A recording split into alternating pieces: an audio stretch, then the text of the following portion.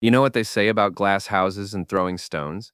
I just never expected to be the guy on the outside, nose pressed to the window, watching my entire life shatter from within. My name is Dave Foster, and I'm 39 years old. I manage at projects for Meridian Corp, which sounds impressive until you realize it mostly involves explaining to middle management why their simple requests would require rebuilding our entire database from scratch. I've got a corner cubicle, a decent salary, and what I thought was a solid marriage to Rachel Foster, my wife of 8 years. Rachel works in HR at the same company, 3 floors up in the executive wing. She's ambitious, sharp as a tack, and has this way of making everyone in a room feel like they're the most important person she's ever met. It's a gift that served her well climbing the corporate ladder. Maybe too well. The first crack in my perfect little world appeared on a Tuesday morning in March. I was grabbing coffee from the break room when I overheard Kendra Walsh and Mia Santos, two of Rachel's closest friends, having what they thought was a private conversation by the water cooler. "I still can't believe she's keeping this from Dave," Kendra whispered, her voice carrying that particular tone women use when they're about to spill something juicy. "Girl, some things are better left unsaid," Mia replied, stirring her coffee with unnecessary vigor. "Besides, what he doesn't know won't hurt him. These older guys, they just don't understand how the modern workplace operates." Older guys? I'm 39, not 90. But I stayed hidden behind the coffee machine, my curiosity piqued. "Still," Kendra continued, "sneaking around like this seems so risky. What if someone sees them together outside the office? Andy's got it handled. He's been doing this dance a lot longer than Rachel has." Andy, Andrew Barlow, Rachel's direct supervisor and the VP of Human Resources. 41 years old, married to Lisa Barlow, drives a Tesla, and has the kind of confidence that comes from never being told no in his entire privileged life. Also, notably, the son-in-law of Harold Chandler, who owns about 30% of Meridian Corp. I felt something cold settle in my stomach, but I told myself I was jumping to conclusions. Maybe they were planning a surprise party. Maybe Rachel was working on some confidential project. Maybe I was being paranoid. That evening, Rachel came home 2 hours later than usual, claiming she'd been stuck in a crisis meeting about the new employee handbook. She seemed distracted, checking her phone constantly during dinner, and giving me those bright, artificial smiles that meant she was thinking about something else entirely. "How was your day, honey?" she asked, cutting into her chicken with surgical precision. "Same old chaos. Jenkins wants to integrate the payroll system with the customer database by Friday, which is only impossible if you understand basic computer science." She laughed, but it sounded hollow. "Poor baby. Maybe you should talk to Andy about realistic timeline expectations." Andy again. "Yeah, maybe I will." Over the next few weeks, I started noticing things, little things that individually meant nothing but together painted a picture I didn't want to see. Rachel's girls' nights became more frequent. She started wearing perfume to work, expensive stuff I'd never smelled before. Her phone was always face down on the table, and she'd developed a habit of taking calls in the other room. The breaking point came when I found a coffee mug in my car. Not just any mug, one of those pretentious ceramic ones from the fancy cafe downtown, with a perfect lipstick print on the rim, in a shade Rachel never wore. Coral Sunset, according to the label on the lipstick tube I found rolling around under the passenger seat. Rachel never rode in my car. She had her own Honda and preferred driving herself everywhere. So how did her coffee mug end up in my back seat? I confronted her that night, holding up the mug like evidence in a courtroom. "Rachel, can you explain this?" Oh, she barely glanced at it. "Oh, that old thing? I borrowed your car last week when mine was in the shop, remember? Must have forgotten it." Except her car was never in the shop. I would have known. We shared a checking account, and I handled all our automotive expenses. That's when I made the decision that would change everything. I opened our family phone plan app and checked Rachel's location history. What I found made my blood run cold. For the past month, Rachel had been spending her lunch hours at the Grandview Hotel downtown, the same hotel where Meridian Corp puts up visiting executives, the same hotel where Andy Barlow had been charging client dinners to his corporate card. I sat in my home office, staring at the little dots on the map that traced my wife's betrayal, and felt something fundamental shift inside me. The hurt was there, sharp and immediate, but underneath it was something else, something colder and more calculating. If Rachel and Andy thought they could make a fool of me, they were about to learn a very expensive lesson about underestimating the quiet guy in IT. The next morning, I was walking past the executive conference room when I caught sight of them through the glass wall. Andy had his hand on Rachel's knee under the table, and she was leaning into him like they were the only two people in the world. They looked so comfortable together, so natural, that I realized this had been going on much longer than I'd suspected. I stood there for a moment, watching my wife with her lover, and smiled. They had no idea I was there. They had no idea what was coming. You know what they say about glass houses. I just never expected to be the guy on the outside, nose pressed to the window, planning exactly which stones to throw first. The thing about working in IT is that you develop a very specific skill set. You learn to think systematically, to gather data before making decisions, and to always have a backup plan. These skills, it turns out, are incredibly useful when your wife is cheating on you with her boss. I started by doing what any reasonable person would do in my situation. I hired a private investigator. Mel Rodriguez operated out of a strip mall office, wedged between a tax preparation service and a place that claimed to fix cell phones, but mostly sold knockoff chargers. She was a former police detective who'd gone private after 20 years of dealing with departmental politics, and she had the kind of world-weary cynicism that made me feel instantly comfortable. "Cheating spouse?" she asked before I'd even sat down in the cracked leather chair across from her desk. "Is it that obvious?" "Honey, I've seen more cheating than a Vegas poker room. You've got that particular look, like someone just told you Santa Claus isn't real, but you're trying to pretend you're handling it well." I laid out everything I knew: the overheard conversation, the coffee mug, the location data, the hotel charges. Mel listened without interruption, occasionally making notes on a yellow legal pad. "So what exactly do you want from me?" she asked when I finished. "Proof. Real proof. Photos, video, whatever it takes to make this ironclad." "Planning to take her to the cleaners in divorce court?" I smiled, and something in my expression made Mel raise an eyebrow. "Divorce is just the beginning. I want to ruin them both, professionally, personally, socially. I want them to understand that actions have consequences." "I like your style, Dave. This is going to be fun." Over the next 2 weeks, Mel worked her magic. She followed Rachel and Andy to their little lunch dates, documented their evening work meetings, and even managed to get photos of them checking into the Grandview Hotel together on a Thursday afternoon when they'd both called in sick. The surveillance wasn't without its comedic moments. On Tuesday, Mel called me laughing so hard she could barely speak. "Dave, you're not going to believe this. I'm sitting in my car outside the hotel, right? Your wife and her boyfriend come out, and she's fixing her lipstick in the reflection of his Tesla. But get this," she drops her purse, and all her stuff spills out onto the sidewalk. Condoms, breath mints, the works. And there's Andy, this big shot executive, crawling around on his hands and knees picking up tampons, while a tour bus full of senior citizens watches from across the street. Despite everything, I found myself laughing. "Please tell me you got photos." "Oh, honey, I got video. This is going straight into my highlight reel." The final piece of evidence came when Mel managed to get audio of Rachel and Andy in the hotel bar, discussing their situation. Rachel was worried about getting caught, but Andy was dismissive. "Dave's harmless," he said, and I could hear the condescension dripping from his voice even through Mel's recording equipment. "He's one of those IT guys who thinks the world revolves around spreadsheets and server maintenance. He probably hasn't even noticed you're gone half the time." "I just feel guilty sometimes," Rachel replied. "He's been so sweet lately, bringing me coffee in the morning and asking about my day. Guilt is a luxury we can't afford right now. Once my divorce goes through and you get that promotion to regional HR director, we can be more open about this. Until then, we keep Dave in the dark." "Promotion?" This was the first I'd heard about Rachel being up for a regional position. And Andy was planning to divorce Lisa? This was bigger than just an affair. They were planning their entire future together, and I was just an obstacle to be managed. That night, I sat in my home office reviewing all the evidence Mel had gathered. Photos of them holding hands at restaurants across town. Video of them kissing in the hotel parking lot. Credit card receipts for romantic dinners and weekend getaways I'd never heard about. It was comprehensive, damning, and absolutely heartbreaking.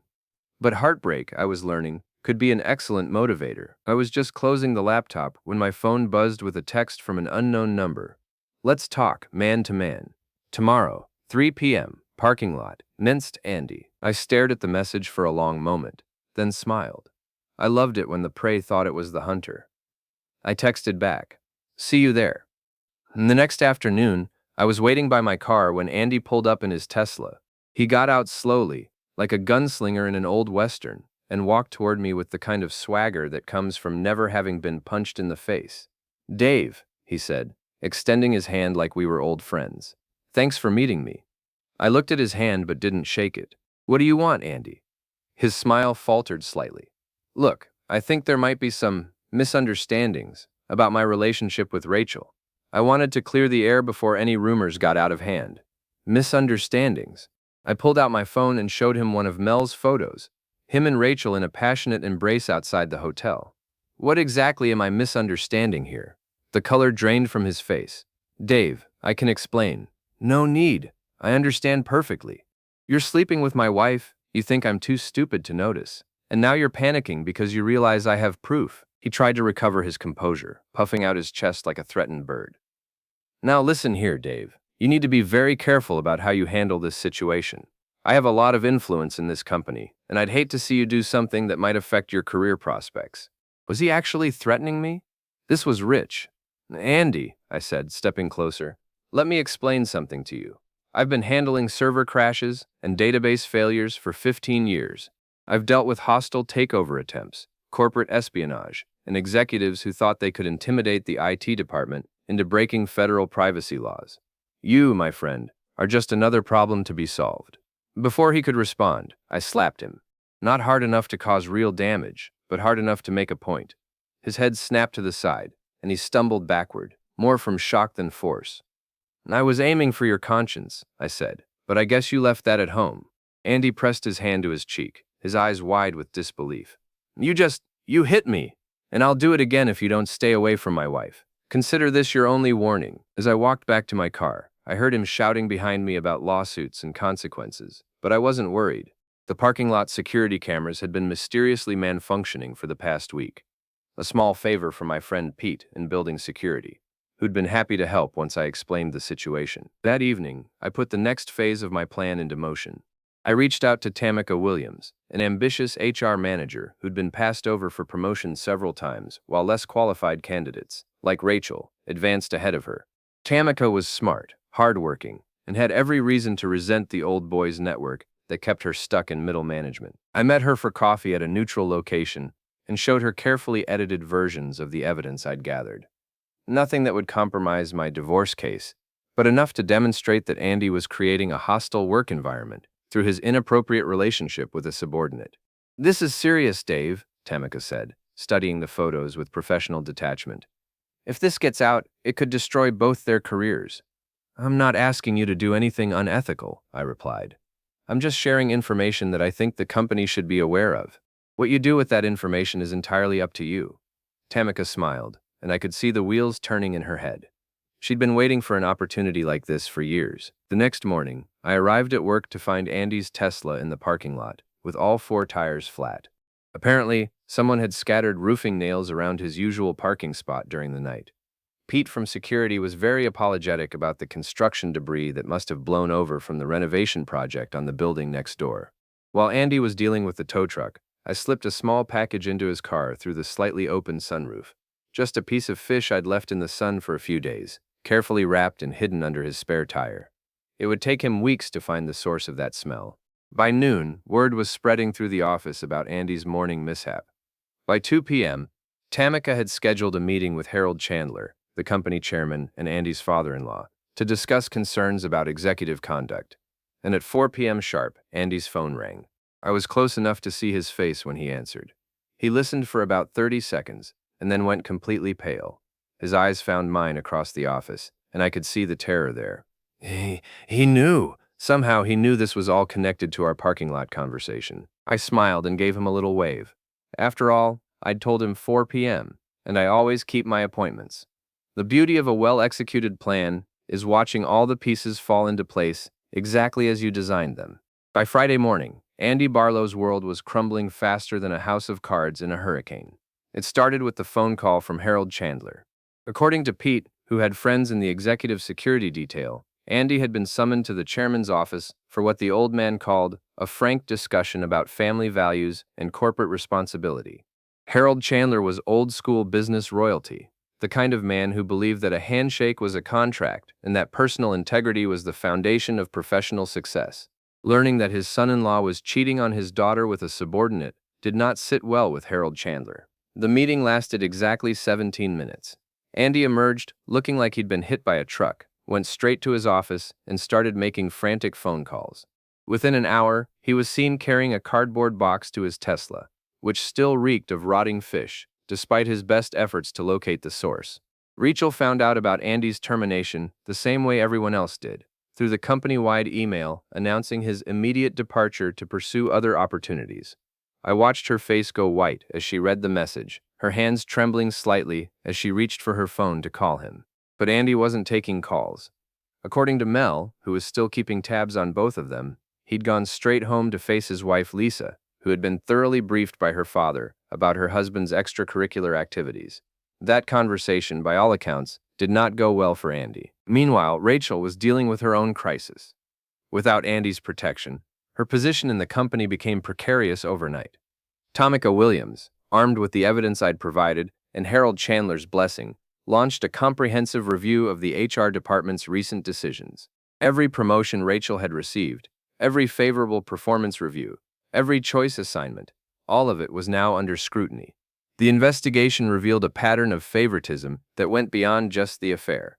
Andy had been systematically advancing Rachel's career while blocking other qualified candidates, creating a hostile work environment that opened the company to potential discrimination lawsuits. Harold Chandler, who had built his fortune by avoiding exactly these kinds of legal entanglements, was not amused. Rachel's punishment was swift and surgical. She wasn't fired. That would have created unemployment complications and potential wrongful termination claims. Instead, she was promoted to a regional HR position in Meridian Corp's Fargo, North Dakota office. It was technically a lateral move with the same salary, but everyone understood what it really was: corporate exile to a frozen wasteland where her primary responsibility would be managing benefits paperwork for a staff of 12 people. She had 2 weeks to relocate or forfeit her severance package. I was in my office, pretending to work on a database optimization project, when Rachel appeared in my doorway. She looked terrible. Her usually perfect hair was disheveled. Her makeup couldn't hide the dark circles under her eyes, and her hands were shaking. "Dave, we need to talk." I looked up from my computer with carefully manufactured surprise. "Of course, honey. What's wrong? You look upset." She closed the door behind her and sat down in the chair across from my desk. For a moment, she just stared at me, like she was trying to solve a puzzle. "Andy got fired today." "Really? That's terrible. What happened?" "You know what happened." I leaned back in my chair and studied her face. "I'm not sure what you mean." "The parking lot incident, the investigation, the meeting with Harold Chandler. You orchestrated all of this, didn't you?" There was no point in pretending anymore. She was smarter than Andy gave her credit for, and she'd connected the dots. "Yes," I said simply. "Why?" Her voice was barely a whisper. "Because you betrayed me. Because you made me look like a fool. Because you and your boyfriend thought I was too stupid and too weak to fight back." Tears started rolling down her cheeks. "Dave, I never meant for it to happen. It just did. Andy and I, we connected on a professional level, and then it became something more. I was going to tell you after I got the promotion, and we could figure out a way to handle this maturely." "Maturely?" I laughed, and the sound was harsher than I'd intended. "You mean after you'd secured your financial future and minimized the inconvenience of divorcing me?" She flinched like I'd slapped her. "It wasn't like that. Rachel, I heard the recording. I know about your plans. I know about the promotion, about Andy's divorce timeline, about how you were going to keep me in the dark until it was convenient to dump me." Her face went even paler. "What recording?" I pulled out my phone and played a snippet of the hotel bar conversation. Andy's voice filled the small office. "Dave's harmless. He's one of those IT guys who thinks the world revolves around spreadsheets and server maintenance." Rachel buried her face in her hands. "Oh God. Oh God, Dave, I'm so sorry." "Sorry you got caught, or sorry you did it?" She looked up at me with desperate eyes. "Both. I'm sorry for all of it. But we can work through this, can't we? We can go to counseling. We can start over. I'll take the Fargo position. We can move there together, make a fresh start." For a moment, I almost felt sorry for her. She genuinely seemed to believe that our marriage could survive this, that love could overcome betrayal and humiliation and months of calculated deception. No, Rachel, we can't. I reached into my desk drawer and pulled out the divorce papers I'd had prepared the day before. Her lawyer would receive the formal filing on Monday, but I wanted her to see them first. I've already moved our joint savings into a separate account, I said as she stared at the documents. Don't worry, I only took what's legally mine. You'll get your fair share in the settlement, minus the costs of the private investigator and the attorney fees. She looked up at me with something approaching panic. Dave, please, don't do this. I know I made mistakes, but we can fix this. We can… Rachel, stop. It's over. You made your choice when you decided to sneak around with Andy. You made your choice when you planned your future without me. You made your choice when you called me harmless. I stood up and walked to the door, then turned back to look at her one more time. You wanted freedom, Rachel. Here's your one-way ticket to Fargo. As I left her sitting there with the divorce papers, I felt something I hadn't experienced in months. Complete and total control over my own life. But I wasn't done yet. Rachel and Andy had humiliated me privately, but their affair had been an open secret among their friends and colleagues. Everyone in the office had known what was happening except the stupid husband in IT. If they wanted to play games with my reputation, I was going to show them how the game was really played. The company's annual awards banquet was scheduled for the following Friday at the Grandview Hotel, the same hotel where they'd been conducting their affair. It was going to be a night to remember, for all the wrong reasons. The Meridian Corp annual awards banquet was always held in the Grandview Hotel's Grand Ballroom, a cavernous space with crystal chandeliers, gold-trimmed mirrors, and enough marble to build a small monument. 200 employees, their spouses, and various corporate dignitaries would gather to celebrate another year of profitable mediocrity while pretending to enjoy rubber chicken and speeches about synergy. This year, I had special plans for the evening's entertainment. I'd spent the week working with Pete from security to arrange a few technical modifications to the hotel's audio-visual system. The beauty of being the IT guy is that everyone assumes you're supposed to be messing around with cables and computers. Nobody questions why you need access to the presentation equipment or why you're running additional tests on the projection system. Rachel had decided not to attend the banquet, claiming she was too busy preparing for her move to Fargo. Andy, meanwhile, was persona non grata. His invitation had been quietly rescinded after his termination. But that didn't mean they wouldn't be part of the evening's festivities. I arrived at the hotel early, ostensibly to help with the technical setup, but really to make sure everything was in place for the surprise I'd planned. The ballroom was buzzing with activity, as hotel staff arranged tables and tested microphones, while Meridian employees began filtering in for the cocktail hour. Harold Chandler was holding court near the bar, surrounded by vice presidents and senior managers, all eager to bask in his approval. He was a distinguished man in his 70s, with silver hair and the kind of commanding presence that came from 5 decades of making billion-dollar decisions. When he spoke, people listened. Tamika Williams was there too, looking radiant in a navy blue dress and clearly enjoying her new status as the acting VP of Human Resources. She'd been officially promoted that afternoon, filling the vacancy left by Andy's departure. She caught my eye across the room and raised her champagne glass in a subtle toast. We both knew who was responsible for her sudden career advancement. The evening proceeded normally through dinner and the usual round of corporate awards. I sat at a table in the back with other middle management types, making small talk and waiting for my moment. Finally, Harold Chandler took the stage for his traditional closing remarks. "Ladies and gentlemen," he began, his voice carrying easily through the ballroom's sound system. "This has been an exceptional year for Meridian Corp. We've grown our market share, expanded our customer base, and maintained the highest standards of professional integrity that have been our hallmark for over 30 years. Professional integrity, perfect timing." I pulled out my phone and sent a single text message to Pete, who was stationed in the hotel's audio-visual control booth. Now, the lights dimmed slightly as Harold continued his speech, and the large projection screens on either side of the stage flickered to life. At first, they displayed the usual corporate slideshow, charts showing quarterly profits, and photos of smiling employees. But then the presentation changed. The first image was a photo of Andy and Rachel kissing in the hotel parking lot, taken 3 weeks earlier by Mel's telephoto lens. It was crystal clear, unmistakably them, and absolutely damning. A murmur went through the crowd as people began to notice the screens. Harold Chandler, still speaking at the podium, was facing away from the projection, and hadn't yet realized what was happening behind him. The second image was a shot of them entering a hotel room together, Rachel's hand on Andy's chest as he fumbled with the keycard. The timestamp showed it was taken on a Wednesday afternoon, when both had called in sick with food poisoning. Now the murmur became a buzz of excited conversation. People were pointing at the screens and reaching for their phones to take pictures. Harold Chandler finally turned around to see what was causing the distraction. His face went through several interesting color changes as he processed what he was seeing. But I wasn't done yet. The third image was a screenshot of text messages between Andy and Rachel, discussing their plans to manage the Dave situation after her promotion came through. The messages were explicit about their affair and dismissive about their respective spouses. The fourth was a photo of them at a romantic restaurant downtown, holding hands across a candlelit table, while their wedding rings sat conspicuously on the tablecloth beside their wine glasses.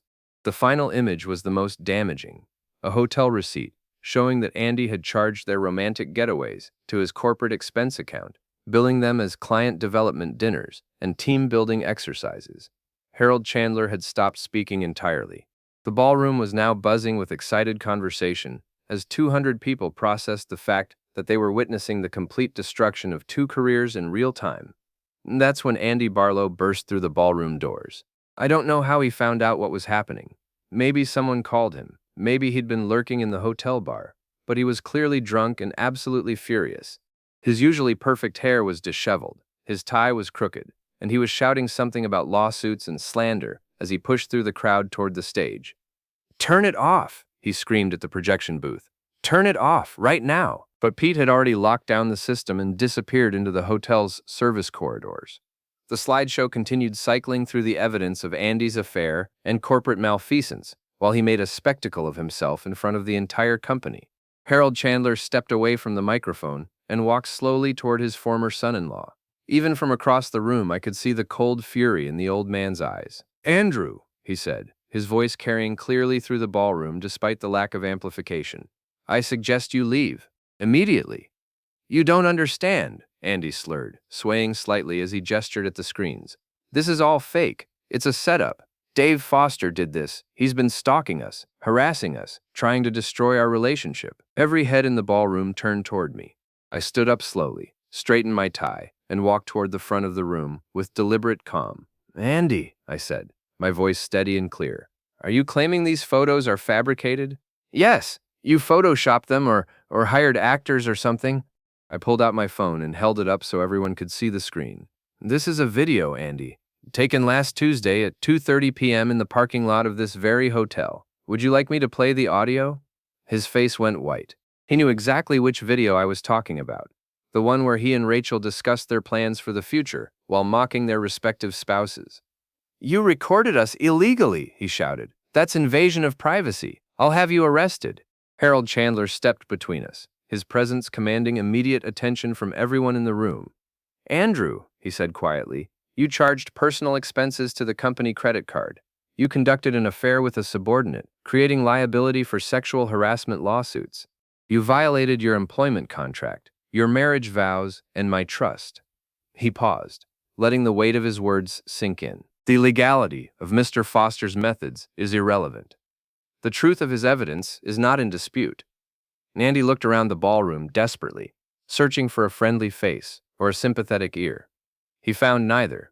200 people stared back at him with expressions ranging from disgust to amusement to professional interest in his complete meltdown. "This isn't over," he said, pointing a shaking finger at me. "You think you've won, but this isn't over." He turned and stumbled toward the exit, pushing past servers and knocking over a champagne display in his haste to escape. The ballroom doors slammed behind him, leaving 200 people in stunned silence. Harold Chandler returned to the microphone, his composure completely restored. "Ladies and gentlemen," he said, "I apologize for that interruption. As you can see, Meridian Corp takes issues of professional conduct very seriously. We have zero tolerance for behavior that compromises our integrity or creates liability for our organization." He paused, scanning the crowd with steely eyes. "I trust that everyone here understands the importance of maintaining the highest ethical standards in both our professional and personal lives. The actions you've witnessed tonight serve as a reminder that character matters, and that there are always consequences for those who choose to compromise their integrity. The applause that followed was thunderous, not because people particularly cared about corporate ethics, but because they just witnessed the most spectacular public humiliation in company history and wanted to show their appreciation for the entertainment. As the crowd began to disperse, Tamika Williams approached me with a knowing smile. "Dave, that was quite a presentation. Very educational. I thought people should know the truth about what kind of leadership they were getting from the HR department. Well, I can assure you that under my leadership, we'll maintain much higher standards. No more conflicts of interest, no more inappropriate relationships, no more corporate resources being used for personal gain." She paused, studying my face with professional interest. "You know, we're going to need someone to help redesign our HR information systems, someone with your particular skills and attention to detail. The position comes with a significant salary increase and a corner office on the executive floor." I smiled. I'd be interested in hearing more about that opportunity. As I drove home that night, I reflected on how dramatically my life had changed in just a few weeks. My marriage was over, but I'd discovered I was stronger and more resourceful than I'd ever imagined. My career prospects had improved dramatically, and I'd learned that sometimes the best revenge is simply letting people face the natural consequences of their own choices. Rachel called me the next morning from Fargo, where she'd arrived to begin her new position.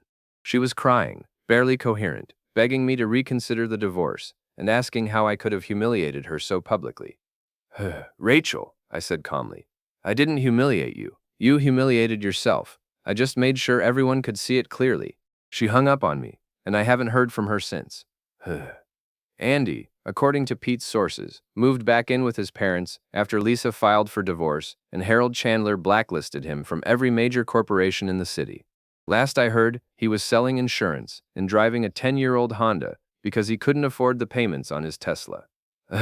As for me, I took Tamika's offer and moved into Andy's old corner office.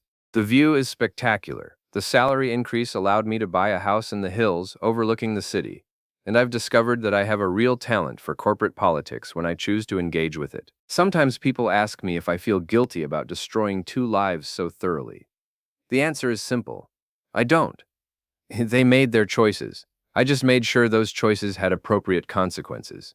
And every morning when I sit in my corner office, looking out over the city where Rachel and Andy used to think they were untouchable, I remember the most important lesson I learned from this whole experience. Never underestimate the quiet guy in IT. We know where all the bodies are buried, and we're very, very good at digging them up when necessary.